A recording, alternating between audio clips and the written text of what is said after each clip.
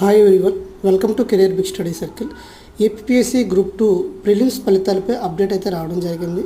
మనకి రిజల్ట్స్ అనేవి చూసినట్లయితే ఏపీ గ్రూప్ 2 ఫలితాలు ఈ శనివారంలోగా విడుదలయ్యే ఛాన్స్ ఉంది. ఈ పరీక్ష ద్వారా 1:50 నిష్పత్తిలో కాకుండా 1:100 నిష్పత్తిలో ప్రధాన పరీక్షకు ఎంపిక చేయాలని అభ్యర్థులు కోరుతున్నారు. దీంతో ఏపీఎస్సీ నిర్ణయంపై ఉత్కంఠ నెలకొంది. 2 రోజుల్లో దీనిపై స్పష్టత వచ్చే ఛాన్స్ ఉంది.